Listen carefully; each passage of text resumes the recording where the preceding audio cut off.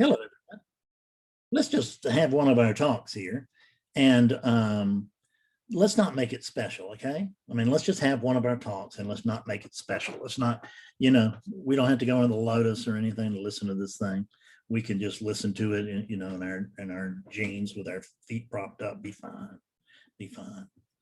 So, because there's nothing special going on here, and this is not special. So, if you had your hopes up for a special speaker, you need to go find a different YouTube to watch, because there's not one here. There really is not. It wants to believe it. This unit, by nature, the body mind, that combination, is naturally arrogant because it naturally has low self-esteem. So it became arrogant to fool you, because I knew that I was worse than you, but I wanted you to think that I was better than you. And I never thought about just being one of the crowd. I was either better or worse. Now I'm not either of those. I am one of the crowd. And so are you, just one of the crowd. You're not special either. I know that sometimes it feels like you're special. And I know that you can certainly be told that you're special. Hell, you get somebody to fall in love with you, they'll tell you crazy shit.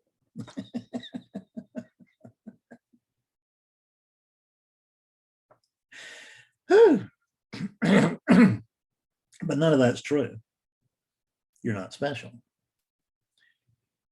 The specialness story will be either that I have a victim story. I've been mistreated. I've been misunderstood. And people do not understand me. They won't understand me. They can't understand me. And they won't do what I want them to do either. Damn, they're so interested in what they want to do that they're not paying any attention at all into what I want them to do. Imagine that. So it's either that I'm a victim, and these victim stories, this is absolutely fatal. You get stuck on a victim story, it's fatal. If you can't wake up because of the life you've lived and the victim that you are, if you got to hang on to that victim story, you need to go, well, I don't know what you need to do, but I would invite you to go look at one of the great traditions, because they're very good with that stuff, and I'm not. What I'm very good at actually is helping people tell themselves the truth, which means that this is awakeness telling awakeness that awakeness is actually, through this unit, appears to have a talent for getting awakeness through other units to tell itself the truth. That's all. This is an easy place to tell yourself the truth. It's what an awakening session really is. It's an easy place to tell yourself the truth. There's not any sense of danger, because what are we thinking? You know what? God, I'm been mistreated up to now. And if I wake up, what the hell is going to happen to Fred then? Fred wants to know what will happen to Fred when Fred wakes up, because Fred has been misunderstood so far, and he's going to miss this too. But I hope not. I'm really trying to not be a victim. I'm really trying, and I'm thinking that I'm going to work my way through that soon. Now, understand, if you've got a psychological issue, I'm not a psychiatrist. I'm not a therapist. I'm not a doctor or a lawyer or an Indian chief, okay? I'm not, if you want somebody to handle your finances, I give you the name of my accountant, but I won't do it for you. I stick with my field, and my field is very narrow. So, and I'm very slow to give advice, because I don't know what you should do, because I don't even know what this should do. Once something has happened, then I can see, oh, good job, right? But I'm talking as much to the happening as I am this unit. Good job. The inevitable has occurred. Good job with the inevitable, right? God, this is really insane. You have to learn to balance the absolute imperatives of non-duality with some relative perspective. Because if you don't, it just goes to the unit's head, and then the unit will spoil everything for everybody. That's what they do. I've read about it. I've never seen it myself. I mean, I've never seen it within me. I've seen other teachers that were doing it. I surely could. I surely have. And I might have done a little myself back in the day. I don't know. I would be the worst person to ask. I'm sure there are some of my detractors out there who would tell you that that was the case. Okay, live and learn. So be willing to give up the crown. Be willing to give up the crown of being most special or least special. Give up the crown of specialness altogether. Be as ordinary as dirt. I can tell you my own awakening experience occurred when I came to realize that the experience here was worse than dirt. That's the truth. When what is speaking to you and not what you're looking at, because this unit's it's being used to speak to you, but don't think it's initiating any of this. It's not. It's just a pipeline. That's all it is, just a pipeline. No, I mean it's a very dear pipeline to me, but it's just a pipeline.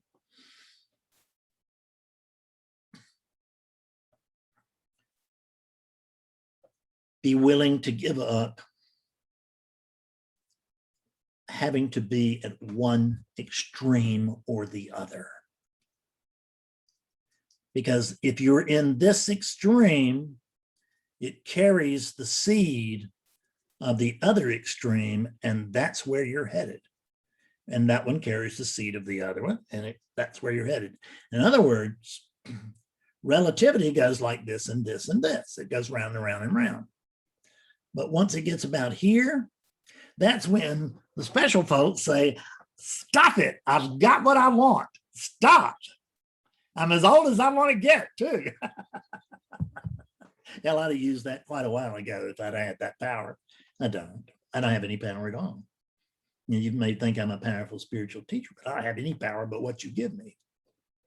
I don't have any pay. If you just, like think about your dad or your cousin or something. I have no influence over them because they don't give me any. So what I will promise to do is I promise to respect any attention that you give to me. Not that I think you're special, because I don't, but because I know that you're me, which is the reason that I know you're not special.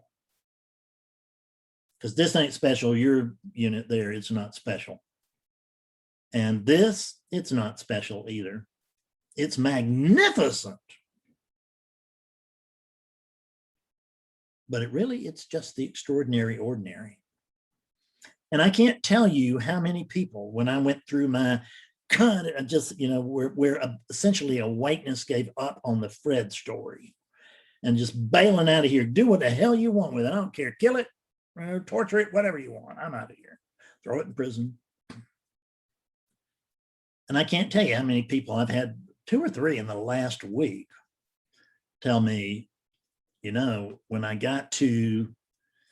when things got bad enough, then I just couldn't take it anymore. And I just gave up. And woo, awakening occurred. Because you weren't special and you weren't negotiating for a certain type of an awakening that you have already envisioned and believed to be true, even when it's not. So let's move on to the second one. Oh boy, this one's tough. And I know there's a lot of guilty parties out there because I was a guilty party myself. But only for 14 years. So if you've been guilty of this for a couple of months, don't worry about it. Or a couple of years, don't worry about it. Or a decade, don't worry about it. It just doesn't matter because it's just seeing through it. And it doesn't take any time to see through it. The idea that someone is going to prepare to wake up is insane.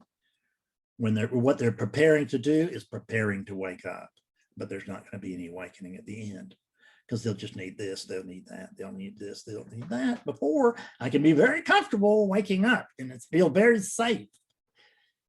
And Fred only wants to feel safe, except for when he wants to feel special and safe. So the second one is laying claim. I'm looking at my phone where I have this stuff written down. You can't see it, it's clear to you. Laying claim to a past awakening experience. That's number 2. And this one is, way common. This one is really, there's so many guilty ones out there that it makes me feel better about having done it myself. Because what I found out is that this process, if we can call it that, it's a process within time. It's just, if there's no time, then you can see where it gets a little mixed up. But it'll feel like a process in time to somebody. And it will feel like I had an experience. I woke up. I talked to somebody through this just yesterday or a day before, one of the two. I talked to the Founders Course people or the alumni, so to speak, on Saturday. And then yesterday I had satsang, and the two would run together for me. So laying claim to a past awakening experience. That's exactly what I did in 1992. There was an authentic awakening here. I can only vouch for it now. I can only vouch for it later, so to speak. 14 years later, so to speak. But it was authentic. It was the real deal. And it was in 1992, the winter of 1991-92. And, or maybe it was in 1992, I don't remember. But I can tell you, I certainly remember that awakening because it was just unbelievable. It was nothing I was expecting. It was completely out of the blue. I had been studying this path in 1992. I had been studying it already for 10 years. And I thought I had a pretty good idea of what enlightenment was going to be like when it arrived for Fred. But what happened was not anything that I expected or ever imagined or ever could imagine. That's the truth.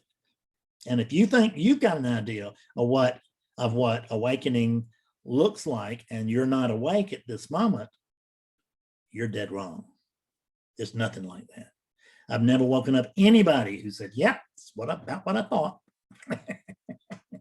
Nothing special here. Next. I have had people who said nothing special here. Next. But that was, you could barely even call it a glimpse. They just came in and out. I remember a woman in Asheville, a very devoted Hindu woman, and she woke up and she went, oh, this isn't what it's like.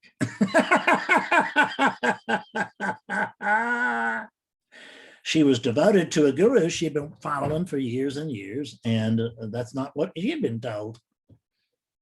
So she just went back to sleep to dream the dream of a greater enlightenment. It was fine, but it was so fast, but it was like, ooh.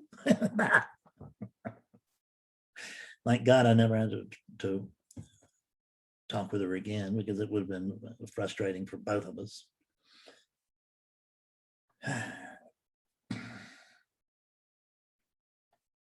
So The past awakening experience is a myth. It has never happened to anybody. I can promise you that, I swear. And you go ask other people, I believe, of the teachers, I think they'll back me up too. This idea of an awakening, if they're not referring to their own awakening in the past, they will authenticate that for you. But if they are referring to their own myth, the myth of me having woken up some X amount of years ago in India with Papa G or whatever. I'm just saying him because everybody went to Lucknow in the 80s to go see Papa G, and who was a remarkable teacher, wholly remarkable teacher. And I admire his work, or so to speak, although he didn't do anything. It's just hard to talk straight when you're talking non-duality because you got to talk out of both sides of your mouth.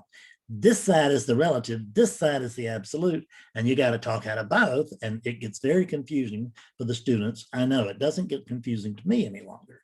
And when I read Nizzar-Gadatta, I'm like, oh yeah, got it.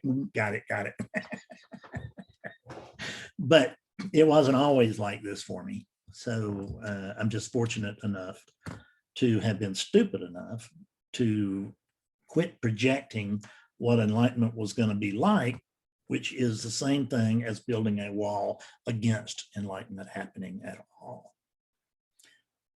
Everybody woke up back in the 60s, or everybody woke up 10 years ago, or everybody woke up 5 years ago, or everybody woke up last week. I woke up last week, and I understand I use that language too. Remember the relative and the absolute, right? We're using both. And we're using the same words sometimes. So it's the context that really matters, not the words so much. All of the words count.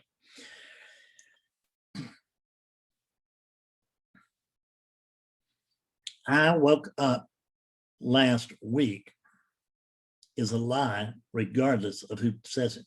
It would be a lie. All right, so I talk about, quote, my 2006 awakening. That's a lie. I didn't wake up in 2006. If I'm referring to a Fred Davis.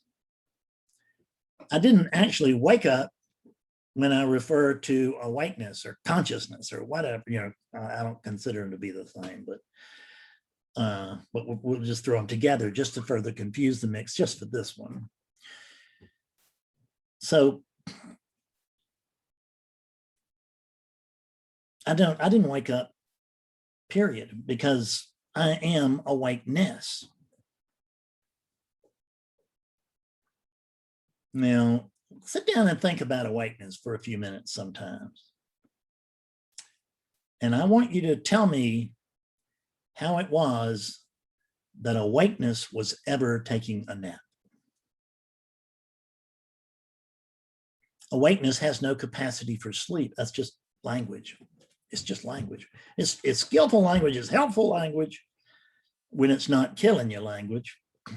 But it's the language will kill you if you believe it to the very word. People write me in, I remember you said something back this on 218, and 34, and they give me times on videos or whatever. You know what Nizzar-Gadatta said, don't you? If your teacher doesn't contradict himself, then he is not trying hard enough. And I keep using these male pronouns. I'm almost 70 and I live in South Carolina. There's a lot of conditioning here, and I'm open to getting rid of it. I'm trying to stay away from it, and I notice that it just, I don't have any control over it. It is getting better. It's all getting a whole hell of a lot better, but it was pretty bad when it started vanishing, thinning.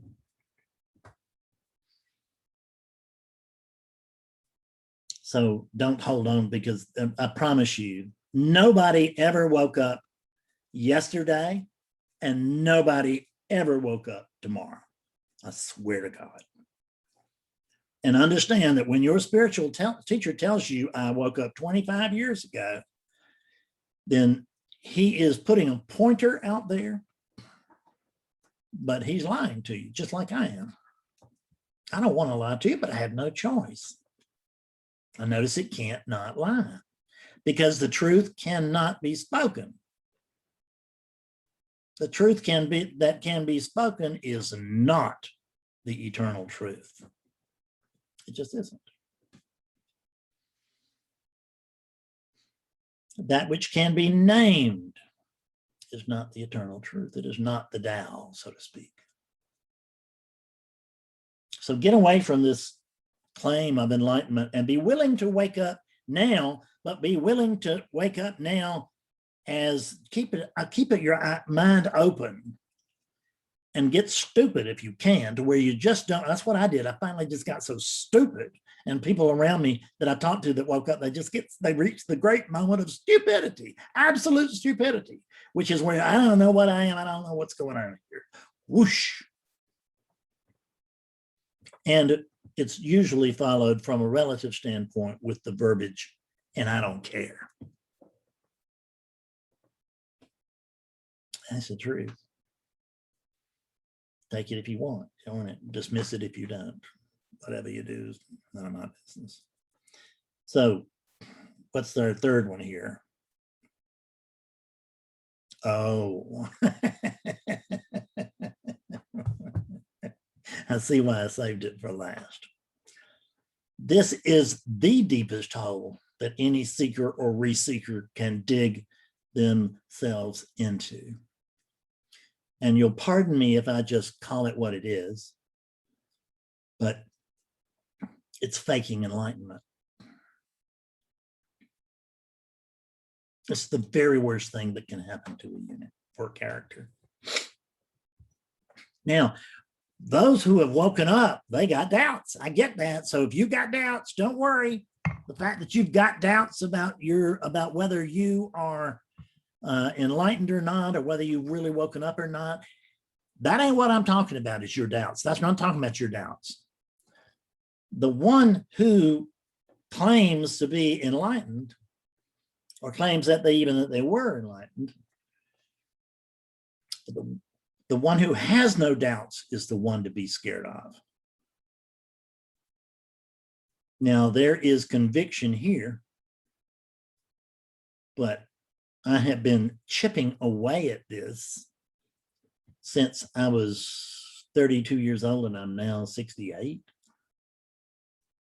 That's a long time. Actually, maybe 30. Yeah, well, 31, 32. Who the hell knows? I think 30. I think it was in 1982 that I began this. That this journey began me, because I didn't have anything to do. I didn't want looking for spiritual anything. I was just looking for relief in my life. And some blessed little voice came in my head, said, you should study Zen. And I took that to the bank. And by God, I did. And I took Zen as far as I could take it, while remaining an arrogant, special, a terribly maligned individual who was also arrogant and everything else. That may have had some reason to do with the fact that I could study Zen for 10 years and not have an awakening. But in the 10th year, I did. So I was on the right path. If you, so to speak, it's a slow down path. I'll tell you that. Don't take it if you can avoid it. And you won't take it if you can avoid it. And if you don't, and if you do take it, it's because you can't avoid it. This that we're in right now, this is the unavoidable. Right? I don't like this. It's unavoidable. I'm not sure I want to be here. It's unavoidable. You cannot possibly avoid this. Here it is. You're not just in it, you're it. So let's get back to the idea of faking enlightenment. You may not even know that you're faking enlightenment. You may, but if you secretly know that you're actually enlightened, but it's not being recognized, right, by people who have been, declared awakened for a long time or something like that. I mean, I don't even know how to put it. But if you're secretly enlightened, you're probably not enlightened. Doesn't mean that people don't wake up and not share this. Plenty of people do. Most people wake up and don't share this. So that doesn't mean, that's not what I'm talking about when I say secretly enlightened. I mean, secretly enlightened is I just know in my heart. I'm really enlightened, I know in my heart. I just feel it. It's not recognizable to anybody else. But I just know it. I just know it. Fred's enlightened. Oh, Fred's amazing. He's enlightened. Woo! Enlightened Fred, man, is that what a load to bear, huh? But that's what I had to do.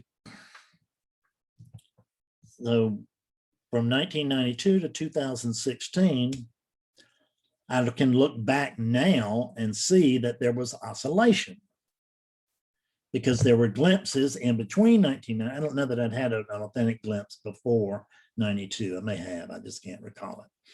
I can't recall really much of anything beyond 1992. I can remember, Foolish doing this and Foolish doing that, but none of it amounts to anything. But in 1992, awakeness woke up to the truth of itself through this unit. And it was awakeness's party, and it was for awakeness's benefit. And it happened when awakeness allowed it.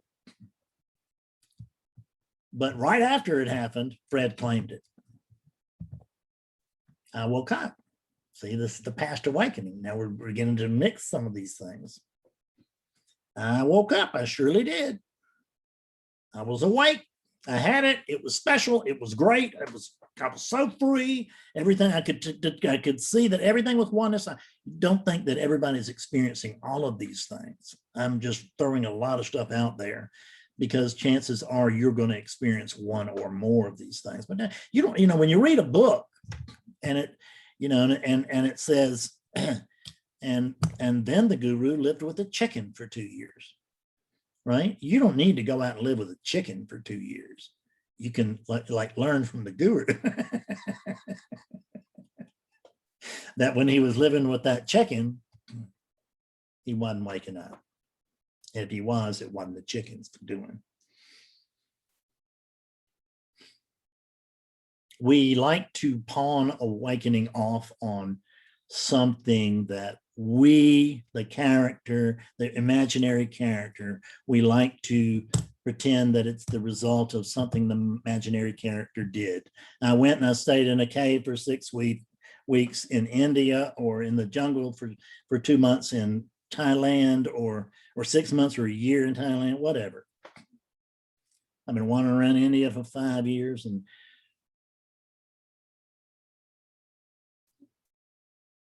when somebody around me, if you don't say anything and we meet, I may very well think, Lee, I guess he's enlightened because he's not asking me any questions or whatever. So he must have it already, which would be fine. I won't check it. I won't test you unless you address me. But if you address me, then you better be shooting straight. Because if you're not, I'm going to tell you, because I owe it to you to tell you. And I will tell you whether we are alone or we are in a crowd. And the reason I will do that is that I do not talk to people that don't pay me to talk to them about this. So it's not going to be like I caught you on a street corner. It's going to mean you came to me in search of the truth and believing that I had something to do with it. And you're just not liking the truth. So you're hoping I was wishing I'll tell you some other truth. But I'm just going to tell you is, the closest to truth as language can get. But I'm going to actually, if you allow me to, I'm going to actually show you enlightenment. That's what counts. All the talking about enlightenment in the world may help, but it's probably not going to turn the screw. It's probably not going to do the job in the end. I only say that because There are millions of seekers right now trying that method, and they're not waking up. There are at the very least hundreds of thousands of non-dualists who are fighting for some other truth than the one I offer, and they're not waking up. They may be having some experiences, because that's what happened to me in 1992. It was a spiritual experience. It was that accompanied an awakening, and I thought the spiritual experience was the awakening. And that's what I'm claiming, is that spiritual experience was an awakening by God. And I knew it and I had it. But the one who's saying that is going to be the character. So an imaginary character is never going to wake up to the fact that it's an imaginary character. That can't happen, can it? That's like if I had a dummy here, and the dummy was waiting for the dummy to wake up. Nothing would happen, because it'd just be a dummy there. There'd be no chance that the dummy was going to wake up to the truth. And this is a dummy. It is an animated dummy, but it's just a dummy. It's not. I actually do have a dummy in my closet. I've never used it, but I bought it. Charlie McCarthy. It's challenging, but I do have a dummy, and when we sit together, he does sit on my knee instead of vice versa, but we're both dummies. I so-called Fred, I'm pulling his chain and God's pulling mine. Right? I'm going, do this, and do this.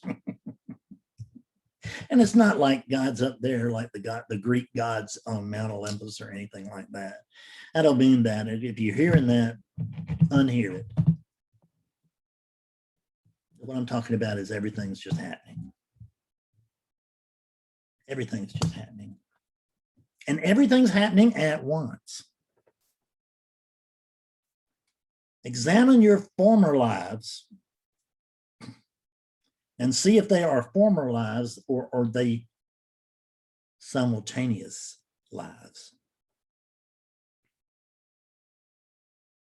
Might be worth your looking at. Because simultaneous lives, boy, there's truth in that. There is a lot of truth in that. I don't know about a truth in former. I have no objection if that's the way you want to feel a thing, act. Good luck with it. I'm not saying that people like that can't have wonderful experiences and Kundalini this and all that. I'm just telling you, if they don't wake up to the truth that I'm offering, they're not awake. They may think they're awake, and they may teach like they're awake, and you may believe they're awake, and you may want to be awake like they are not.